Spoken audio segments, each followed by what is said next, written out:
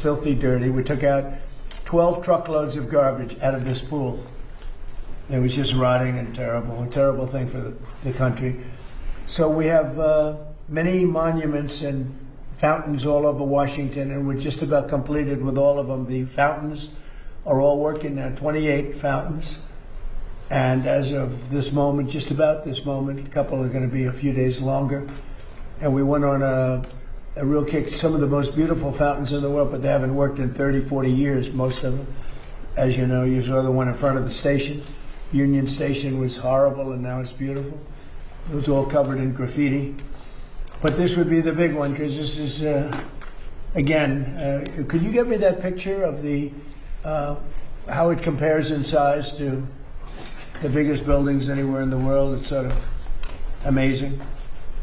So we're very proud of that. We're proud of a lot of things we've done, but this is something. So Washington now, as you know, a very safe city. It's considered a very safe city. It was a very unsafe city 14 months ago. Now it's a very safe city, so we're very proud of that. But it's also become a beautiful city. The encampments, the homeless are no longer sitting in the middle of the park. The level of beauty of the city is incredible. We regrassed many of the areas. We're really doing a job at Lafayette Park, which is really the entrance to the White House. And that's going to be completed very shortly, and it'll be incredible, as it was originally envisioned. Most of it we're doing as originally envisioned. And if you walk across the street to Lafayette Park, you'll see something that's incredible. It's going to be, we'll have it open before July 4th. This, we wanted to get it open before July 4th. On the reflecting pond, or the reflecting pool as some people call it, very important to us was the longevity, having it so that it's not closed every day. And all these are, I just had this done. You're getting a first glimpse, but that's your size compared. So those are compared to, those are among the tallest buildings in the world, including the Empire State Building, World Trade Center, Sears Tower, Chicago. So if you lay it on its side, you'd take 2 or 3 of them to fill it in, because the width is almost 200 feet wide. And actually much more than 2,000, close to, including everything, it's about 2,500 feet in length to the end. And it's going to be beautiful. It was a great concept that never worked because they couldn't hold the water. Now they hold the water for a tiny fraction of the cost. We did a fantastic job, and Department of Interior was amazing. Doug Burgum, really absolutely amazing. And you're going to have something you're going to be very proud of, and it'll last for 50 to 100 years before you have to do anything with it. Very strong, powerful substance that we use. And we picked a color called American Flag Blue. We had color choices. And before it was just gray. It was a color of concrete and stone. So it's going to be really special. I thought you'd like to see it. And the work ends on the pool. We also did a lot more than we anticipated. We did all of the sidewalks outside of the pool where people walk or they stand. That's where Martin Luther King made his great speech with 1 million people. I had the same amount of people. Actually, I had a little bit tighter. It was a little bit tighter. They said he had 1 million people, and I had 25,000 people. And yet, if you look at the picture of comparison, the exact same location, the exact same pool, except now the pool is clean. It was filthy dirty then. But it was amazing because that was my first glimpse into politics. I made a speech, and I had more people. In other words, you put the picture side by side, which we have. And they said, I had 25,000, he had 1 million, but I had more people. They were tighter. My people were tighter. But these are minor details. That's what I said, well, wait a minute, there's something wrong. But this is a very famous place, and it should be treated properly. If a person came to my office, a very substantial person from a foreign country, another country, and said, the Washington Monument, the Lincoln, you take a look at the Washington Monument, beautiful, Lincoln Memorial. He said, but the walking in between was disgusting. The thing was loaded up. We took 11 or 12 dumpsters, trucks, full of garbage out of there that they were shoveling, and it was there for years under the Biden administration. Again, Biden and Obama if you combine the money they spent, it was over $142 million. And they got nothing as usual. So I'm very proud of it. Maybe I shouldn't say that before it opens. Maybe I'll open it. It'll look like a sieve, but it's not going to do. I'm very good at building things and constructing things. So I hope you're going to go take a look at it. The sidewalks are being sandblasted. The granite's on the outside. They're granite. And that lasts on a strong stone. And that's being sandblasted. It's going to look like really something beautiful. It's going to be brand new. It's got a lot of life. So just enjoy it. Rodney Scott is here along with Peter Navarro. Peter's been with me for a long time, knows more about China than any human being on earth, except for, I would say, President Xi knows a lot more. But other than President Xi, Peter's probably in second place, and certainly having to do with trade. And but they're here to talk about something else. And Rodney, if you would, please. Sure. So we're talking about rolling out a customs EO. Why is that important? Basically, it's America first in the trade environment, like we've been doing on the border. People are used to the illegal immigration, the narcotics, we've locked that down. This is literally taking the same principles and applying them to trade to protect American industry. Different countries and different people are undercutting our import-export rules, the tariffs, to literally undermine American businesses. And we're going to put a stop to it in the same way. We are going to increase the amount of data we have so that we can actually make conscious decisions about who and what comes into this country. And we're going to start holding people accountable. So we're literally going to use the rules that are in place to a certain extent and then make some recommendations for legislation going forward. But we're going to start holding trade accountable for bringing threatening things and threatening products into our country, just like we have on the rest of the border. So Customs and Border Protection gets a lot of attention for the border wall, everything else. This is going to be basically the equivalent in the trade environment. And sir, you did a miracle when you came in. You shut that border down in a matter of days to what has been a flood of millions of illegal aliens.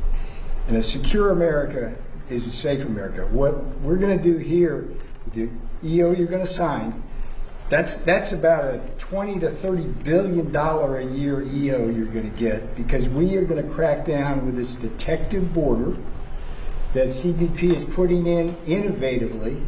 We're going to crack down on the fentanyl. We're going to crack down on the unhealthy products, the counterfeits, and all the tariff evaders. So this is a message to the world today. When you sign this, there's nowhere to run, nowhere to hide, and this is what Donald Trump does. He secures our borders, and not just physically, but in terms of trade. The new customs border is going to be awesome. Thank you. Thank you, Peter. You know, we had millions of people pouring through our border.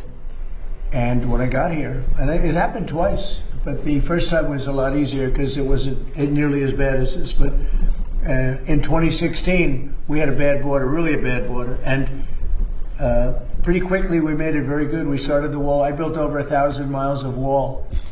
Without that, you could have never done it, no matter how good you do. The wall has been, remember the Democrats, I call them. But the Democrats said the wall doesn't do anything. I said, no, walls work. Two things, everything else is obsolete. It gets obsolete quickly. Two things, wheels and walls. They've been here for a long time. A wheel and a wall, you'll always have. Other things, your computer's going to be obsolete about 2 days after you buy it. But wheels and walls, they work. And we built an incredible wall that stretches more than 1,000, think of it, 1,000 miles. And without that, we would not be as successful. We're building now additional areas because we need some additional wall in certain areas. But we had millions of people, 25 million people. I think it's more than that, but 25 million people came in during the Biden years, the Biden disasters. And we stopped that. We stopped it down to zero. Hard to believe, but the numbers come out. Every month they come out 0, 0, 0. People don't come anymore because they know they're not going to get through. So we had caravans with 10, 15, 20, 25,000 people coming up from countries. And remember, I know these people. I know the leaders of the countries. They're smart, and they're cunning, and they're streetwise. And they would put their people that were from prisons in there. They would put their murderers in there, and they'd put a lot of bad people, and they'd also put people that just didn't work. They'd put all of their welfare recipients in there, and they'd send them into our country. and all of that stopped. And many of those people are now brought back. Many of the murderers, 11,888 were murderers. I say it all the time. 50% of them murdered more than one person, 2, 3, 4. It's when 7 people murdered into our country. They let them into our country. It's a sin that should never be forgotten. So it's a much different country right now. We're respected by everybody. Everybody in the world respects. We just got back from China, as you know. Some of you were with us. And President Xi was great. And he said, you're a respected country, respected all over the world. He said, you did it so fast. We did. We did it in a very short period of time. This country was a laughingstock all over the world. For 4 years, we were a laughingstock. And now we're the hottest country anywhere in the world. We're the most successful country in the world. So this is very important what you're doing, and I'd like to have Will just say a few words about it specifically, please. Yes, sir. As Rodney and Councilor Navarro said, this is an executive order on strengthening customs enforcement using new technologies and new approaches. The idea here is to ensure that importers of record, other people moving goods across our border, are accurately reporting what they're bringing in, that contraband, that illegal goods aren't being brought across the border, and that goods being brought in are being accurately accounted for purposes of duties and tariffs and all of the other things we require of importers of record. But this executive order will launch a series of bold new steps that I think we as an administration believe will result in the tightest, most controlled border in American history, following on, obviously, your success in closing the southern border and stopping the scourge of illegal immigration into the country as well, sir. So, Peter, what kind of money do you think this involves in terms of savings to our country? I will guarantee you the first year will be at least $15 billion, the next year $25, and out there's 80 to 100 billion that the tariff evaders are doing. Plus, sir, we're going to stop more of the fentanyl coming in, and we're going to crack down on counterfeits. This is good for America. This is good for the people that elected you. It's good for the country. And we have fentanyl coming in 59% less. Cut it by a number that nobody thought was even possible. We're going to get it a lot lower than that, but we have it. And we did this in a very short period of time. This is going to be a great one, sir. You didn't have the This is a same moneymaker for us, and CBP has been doing a really great job innovating on this, sir. You've done a fantastic job. Thank you. Appreciate it, sir. Okay, we'll stand one.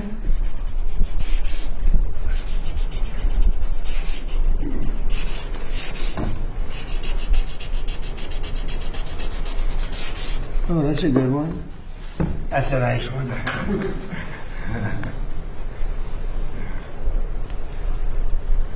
Okay, what else do you have? This is another executive order on reforms to the federal workforce, sir. Currently, with respect to many policymaking positions in the departments and agencies across government, we lack the ability, because of existing personnel rules, to effectively discipline or promote people who are in policymaking roles. This executive order follows on a number of previous executive orders. The end goal is making the federal workforce more accountable and ensuring that people, particularly in policymaking roles, aren't unaccountable to the wishes of the administration. And the reason for this was what? Whose idea was that? James Shirk, who's here from Domestic Policy Council, can Would speak you like to to that. say something? Come on, you did a great job on this. Go ahead. Thank you, sir. It's been a long-standing problem that it's almost impossible to fire a federal employee, even in cases of serious misconduct. And as a result, if you have employees who are trying to undermine the wishes of the American people by pushing their own agenda or just incompetent at what they're doing, agencies have a long-standing difficult time getting rid of them. And that's a particular problem if you're in a senior policy influencing role where you're controlling the policies of the entire agency. What this does is basically treats those employees like private sector workers. They're going to be hired on the basis of merit and competence, but if they're messing up, then they can be removed quickly rather than taking a year longer to get rid of them. That's great. And you were very much involved in it? I was, sir. This guy central cast? Maybe, sir. Tell him. He's like perfectly cast. If I'm casting a lawyer, you couldn't have done that any better. Were you nervous? A little. Thank you, sir. Would anybody else like to say anything? About either one? What about you? Come on over here. Come on. Can you top it? You don't have to. Thank you very much. Great job. Go ahead, please. Yeah, this customs reform EO is a long time coming for us. It helps us solve problems that have plagued the customs system for many years. We've had a system where people have basically been able to hide behind shell companies. They move from one to the next, and then we can't go after them. This EO really enables us to crack down and hold people accountable. It's so important. I know you took it so seriously. See how serious they are? I mean, there's a love of the country. This isn't like normal stuff. These are the smartest people in the world. They can do anything they want. They can have any job. And they love this country. They just want to be here. And they hate what you saw. And you fixed it. Thank you very much, all of you. Anybody else? Anybody? Only if you want. I'm not going to call anybody. Anybody? You don't have to. They covered you well, right? I don't know if you could do any better. Thank you very much. That's a great job, fellas.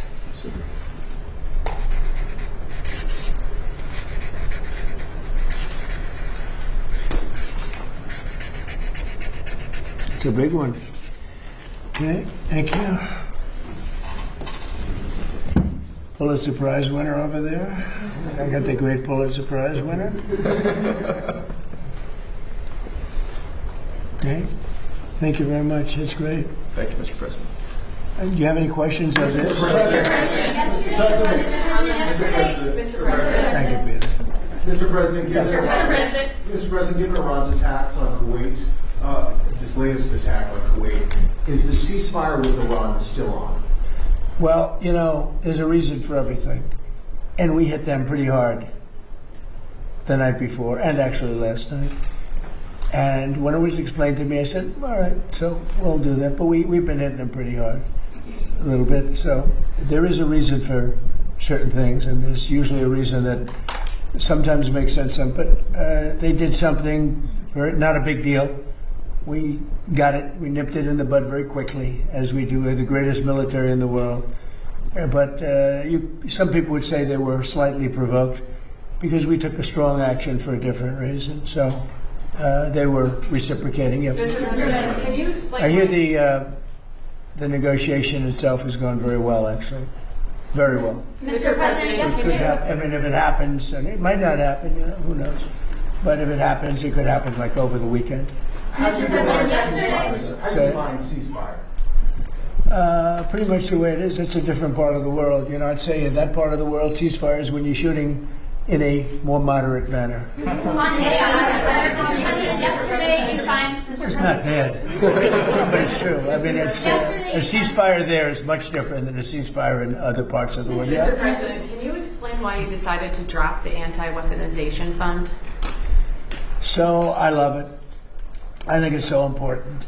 People were, this is a victim right here, but not only a victim, he was also a student of it. What happened to great people, great American people, the way they were victimized, the way they were savaged. You have suicides, they killed themselves, they went bankrupt, they were weaponized by the Biden administration, by a bunch of thugs, including Obama people. And like nobody's probably ever been. I mean, I can think of maybe 2 instances in this country where they've had it to somewhere that extent. I'm not even sure if it was so much. They were put in jail for long periods of time. They were accused of things that never happened. They had prosecutors that were radical lunatics, and their lives were destroyed. And frankly, we had a lawsuit that against us on the weaponization, where the judge, a radical left judge, ruled against it. And we'll see how that all works out. But a radical left judge ruled against it. But these people, their lives have been destroyed. Their families have been destroyed, many of them. I'm not just talking about a few people, many of them. I'm one of them. They raided my house, Mar-a-Lago. That never happened. Nobody ever thought of anything like that. It turned out that it was a total fake. Everything about it was fake and corrupt. We have all the information. You know, the good advantage to sitting here is we can get information that you wouldn't get by what we have and what we are going to be showing over the coming weeks and months. You're not even going to believe. Some of you will believe it. Like CNN will believe it because they knew what was going on. They're crooked as hell. CNN's a very corrupt organization. But with a corrupt reporter standing right there, never smiles. She never smiles. She's a young, beautiful woman, never smiles. I never see a smile off her face. I see her standing there with hatred in her eyes. Like she has hatred because we have borders, because we have a strong military, because we cut our taxes, because we do things that everybody wanted, and then we win our election in a massive landslide. We win 87% of the counties in this country. Nobody's ever heard of a thing like that. And that's because we're doing the right job. And we took a detour down to Iran because we can't let Iran have a nuclear weapon under any circumstances. We can't let that happen. So the reporters should be happy. They shouldn't be unhappy. They should be very happy. Because you know what we're doing? We're saving our country. Yes, President, two questions. One on Iran and then one on your birthday. Okay. We will like. The first one is, are you concerned at all that the IRGC could sabotage any potential deal? And then the second one is, you have a birthday coming up. I won't say which number, but it's a big birthday. So you're going to blow out you're going to blow out some candles on a cake, hopefully. What are your wishes that you'd like to see accomplished for the next year for the United States and your presidency? Well, I'll go in your order. Anything can happen, when you're dealing with Iran, but when you're dealing with other countries. But that's a very volatile part of the world, probably the most volatile part of the world. The people are volatile. The leadership, you see what's going on. We've gone through 3 teams of leadership. It's been we're military. There's never been a military like what we have. We could go another 2-3 weeks and just wipe everybody out. I'd rather not do that. Very easy to do. They're ready to do it. They want to do it. They want to do it. But if we can get something down in writing which will accomplish the same thing without killing everybody, I'd like to do that. Most of my people, I think, would like to do that. Some people wouldn't, but most of them would. But we had to take a detour as far as wishes for, and I'm very proud of that detour, By the way, just to finish off on that, we had the strongest stock market in history, and I said we have no choice, we have to do it. I knew it would affect it, but I was very happily surprised when I saw that today we hit another stock market high. I mean, we have the highest stock market in history with a military conflict going on, or a war. Some people call it war, some people call it a military. It's not a big thing for us. We have a great military. It's not a big thing for us. But if I didn't do that, I spoke to people like Peter, great financial people, Scott and Howard and lots of others. I said, we just hit the greatest stock market in history. Everyone's 401ks are the highest they've ever been. Everybody's making a lot of money. Costs are coming down. We took over the highest cost and the highest inflation in the history of our country. Costs are coming down. Everything's good. And I hate to tell you this, but we've got to take a little detour and go down to a place called the Islamic Republic of Iran. And we're going to have to stop them from having a nuclear weapon. That's what we've done. And they've agreed to that. By the way, if they sign the agreement, they will have agreed to, we will not have a nuclear weapon or bomb. We will not develop one. We will not buy one. Originally it was, we will not develop. I said, what about if they buy? That went into a 2-week negotiation. But in the end, we got that. Now, we got it if they sign the paper. In theory, they're pretty close to signing a paper. We've actually gotten along with them very well. And what you saw for the last few nights, it takes 2 to tango. You understand that. We hit them very hard on something else, unrelated. And so they were responding. But, and not very strongly. As far as birthday, as far as wishes, I want to just, we have a phrase, I think it goes down, I would think, in the history of our country, maybe the history of the world, is the greatest slogan or phrase ever. Make America great again. That's all I want. I want to make America great again. I think we've come a long way. I think we're the most respected country in the world right now. By far, the most respected. President Xi told me, I was talking about, he's a friend of mine, he's a good man. I hate to say it because the press goes and they say, oh, we called him a good man. He is a good, he's for China, I'm for the USA, It's like one of those things. But we do very well now with China. When I came here, we're not doing well with China. My first term, when I inherited that, it was like what China was doing to us was incredible. I don't blame China. They took advantage of stupid people, really stupid people. So we're doing great. But the phrase, make America great again, that's all I want. Very simple phrase to think of. And I think it's the greatest in the history. I would say that's probably the greatest phrase in the history of the world, not only here. There's never been anything like it. Make America great again. That's what I've done, and we've made it great. In fact, in a way, I want to use it because I would never give it up. MAGA is too good. It's too good. It really is the Republican Party. That's why we're doing so well. That's why we, if you look at the Republican Party from before I came till now, this is a much different party. It's a much bigger party. We have many, many more people. And I think the thought, the mind, the thought is much different than it was 10 years ago. It's been, it's amazing. A much more powerful party, much different party, and a much more impactful party. Thank you very much. AI. Two questions on Iran. Go ahead. First, you said last week that the U.S. would go in and dig out the buried nuclear material in With them. With them. Right. Did Iran That's possible. actually agree to that? Well, it depends on what day you're talking about. They did agree, and then sometimes they agreed. Well, that's what I'm saying. That's one of the things we talk about. It's very overrated. I'm the one that overrated it. I thought, to me, it was important. To other people, it's not important, because those beautiful B-2 right here, the B-2 bombers, they obliterated. You know, when CNN said maybe it was an obliteration, they knew. I mean, before the pilots even came back home, before anybody saw the site. But then the Atomic Energy Commission went. They said it was obliterated. That stuff is buried underneath a mountain that virtually collapsed. It's very, very hard to get it. But nevertheless, I want to get it. We're the only ones, us and probably China are the only two countries that have the equipment where you can do that. So, I want to get it. We have, at different times, they've changed their mind a couple of times. But as it stands now, we will go in sometime in the not too distant future. It's very safe down there. You know, with Space Force, we have cameras. Every angle of those three sites are being watched at all times. If anybody went there, we'll see exactly what's happening, and we'll blow it up a little bit further. But as far as getting it, the B-2 bombers did a job like nobody's ever seen. In the night, with no moon, dead darkness, at 1 o'clock in the morning or so, they dropped those bombs, just about as big a bomb as you can ever find, and it went down air chutes. It was hard to believe that they can do the technology. It followed a beam right into the air chutes, exploded.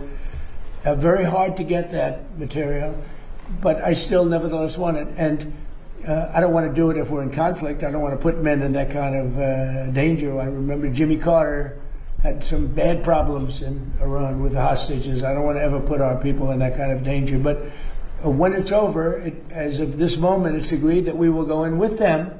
We will get it, and we will destroy it. It will be destroyed. And this is, sorry, I have a follow-up, Mr. President. My second question. Is it possible to get to a deal with Iran, whether to go in and do that or to open up the Strait of Hormuz without seeing an Israeli cessation of their hostilities in Lebanon? I think it would. We're trying to separate it. I mean, look, it's a very different kind of a thing. We actually spoke with Hezbollah for the first time ever. We didn't know they spoke.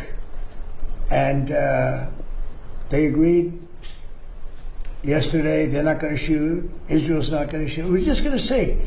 But I'd like to separate it. I'd like to have it a separate thing, because it is separate. But Israel, hey, look, they've been a great partner. Bibi Netanyahu's been, for me, a great partner. For other people, not so good. For me, he's been very good. We were very effective, what we've done. And they needed us. They couldn't have done it without us. Couldn't have even come close. And they needed us, and they got us to help them with a real problem, because Iran was a real problem, a big problem, a worldwide problem, because they wouldn't have stopped with Israel. They would have blown up the Middle East. And you saw that by the rockets. All those rockets that went to the five, mostly for the most part, the 5 countries outside of Israel, those rockets were aimed there before we hit them with the B-2 bombers. They were going to blow up the Middle East. They were going to blow up Israel, but they were going to blow up the Middle East.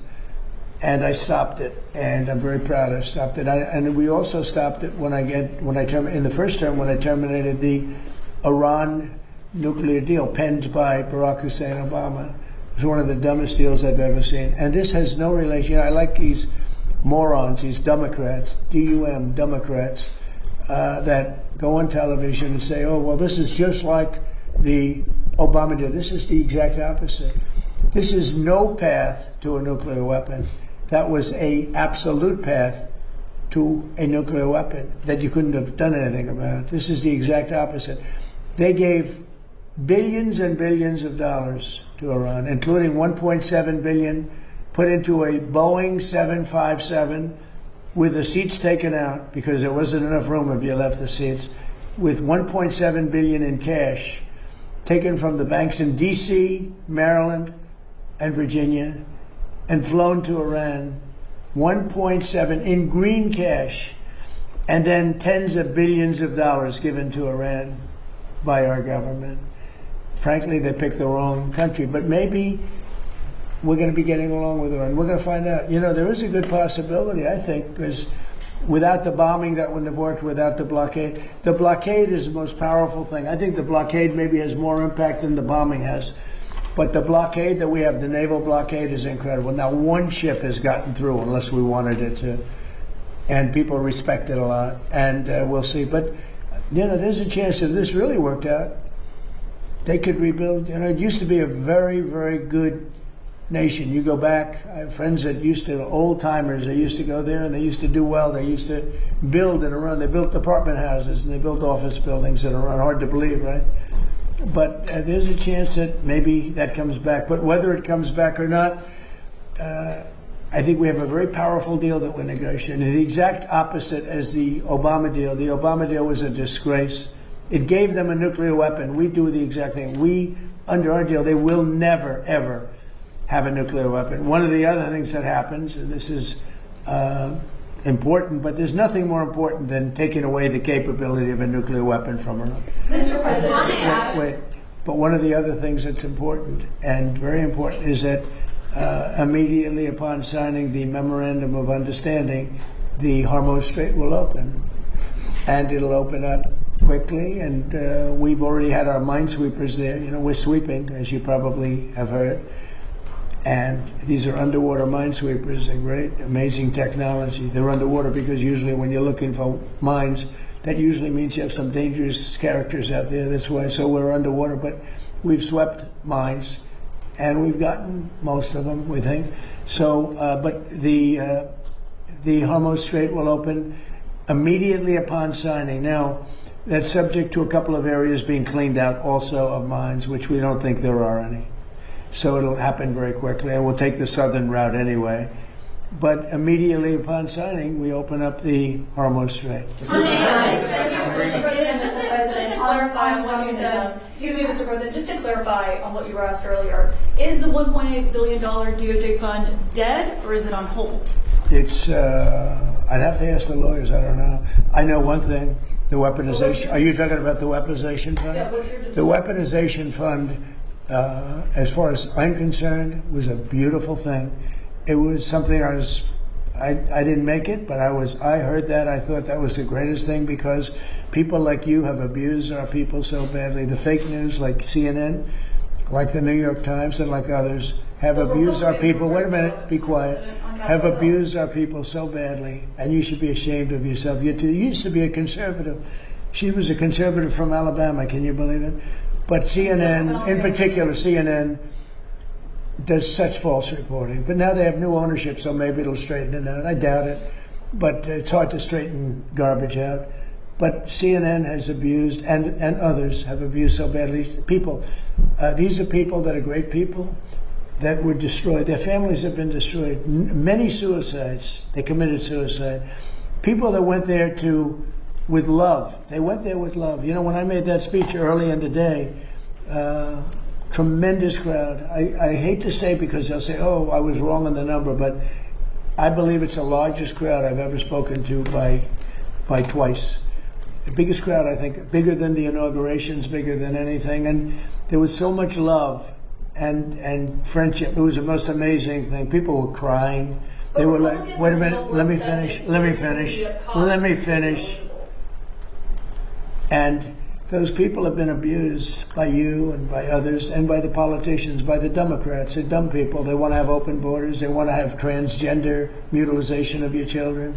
They want to have men playing in women's sports. They want to have high taxes. They turned down, you know, they fought us on the tax bill, and they fought us because they want people to pay high taxes. because they're crazy. There's something wrong with them. There's something wrong with you. It's a shame. Yeah, go ahead, Mr. please. President, thank you so much. On communism, today you have some stern words on communism. I just wrote that. Did you like it? Did you think it was well written? Well, certainly very meaningful to a lot of Americans. Well, I'd read it. Do you want to read it? Do you have it?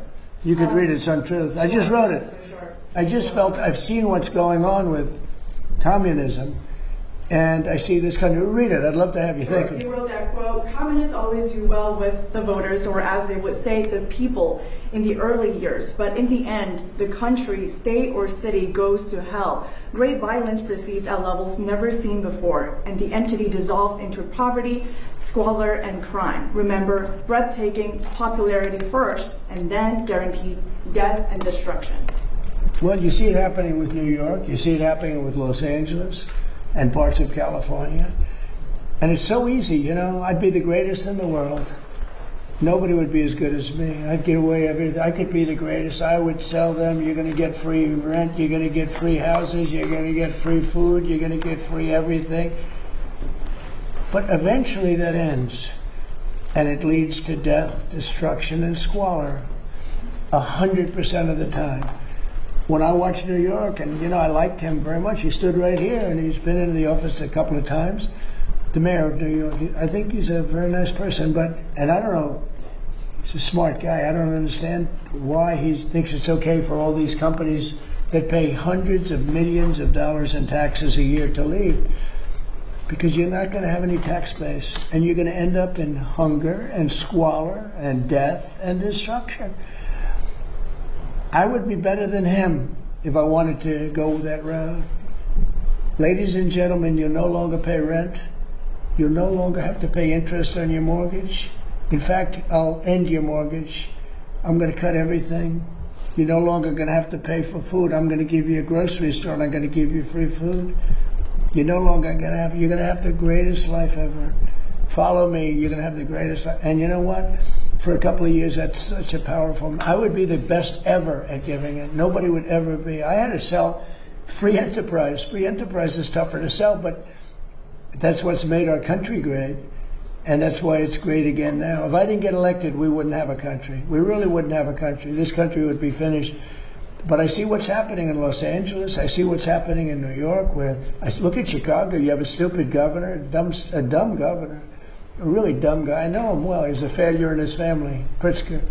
I know the family. I was partners in a deal with them. I made a lot of money. They made money. We made a good partnership. But he was like an outcast in the family. He was a slob. And the mayor is a low IQ person. I mean, he's a stupid person. Chicago has a case, a real chance to become great again. There's a case, great again. If we were allowed to do what we did in Washington or Memphis, you know, I was with the governor of Tennessee yesterday, and he said, I want to come in. He came in to thank me. I said, for what? He said, what you did for Memphis. Memphis, the crime is down about 72%. And it's going, he said, it's like a different city. Washington is even more so. We started a little bit earlier. Washington, you walk down the streets and people feel safe here again. It's a safe city. If I were, oh, by the way, in Louisiana, what I've done there is unbelievable. Because the governor, Jeff Landry, called. He said, you got to help me with New Orleans. We have a tremendous crime problem. And I sent in our really talented people, including National Guardsmen. And they did an unbelievable. They had the safest. They said they had the safe. It just ended about 3 weeks ago. They had the safest Mardi Gras they've ever had. I could do that in Chicago, but you have to have the support of a governor. You can't have a slob that says, you know, we don't want it. People get murdered, and he says it's fine. They lost 5 or 6 people last week, and they said it's fine. They're not going to lose 5 or 6 people. And I would make Chicago so good and so safe. It's got potential. The longer it goes, the harder it is to fix. And San Francisco, we could do such a good job. My friend said, please let the mayor, he's a liberal guy, nice guy, I talked to him.